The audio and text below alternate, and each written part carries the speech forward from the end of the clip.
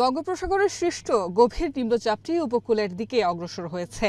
আবহাওয়া অফিসের দেওয়া তথ্য অনুযায়ী পূর্ব মধ্য বঙ্গোপসাগর ও তৎসংলগ্ন পশ্চিম মধ্য বঙ্গোপসাগর এলাকায় অবস্থানরত গভীর নিম্নচাপটি সামান্য উত্তর উত্তর পূর্ব দিকে অগ্রসর হয়ে একই এলাকায় অবস্থান করছে।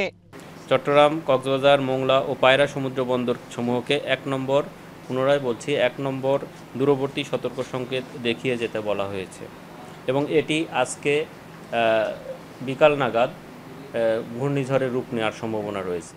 আবহাওয়াবিদ জানান, এর প্রভাবে চট্টগ্রাম, বরিশাল, খুলনা এলাকায় বৃষ্টিপাত শুরু হতে পারে। আর রোববার ঢাকায় গভীর বৃষ্টিপাত হওয়ার সম্ভাবনা রয়েছে এবং এটার প্রভাবে কিন্তু আজকে চট্টগ্রাম এবং বরিশাল এবং খুলনা এই সকল জায়গাগুলো আজকে থেকেই কিন্তু বৃষ্টিপাত অধিকাংশ জায়গায় বৃষ্টিপাত হওয়ার সম্ভাবনা আছে। বাংলাদেশের খেপুপাড়া এবং ভারতের কিছু অংশের উপর দিয়ে ঘূর্ণিঝড়টি প্রবাহিত হওয়ার সম্ভাবনা রয়েছে।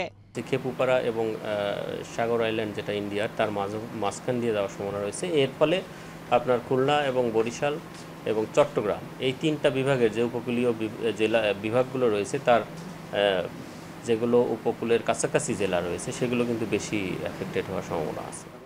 ঘূর্ণিঝড়ের ক্ষয়ক্ষতি মোকাবেলায় সংশ্লিষ্ট সকল দপ্তরকে বার্তা পাঠানো হয়েছে বলে জানায় আবহাওয়া অধিদপ্তর।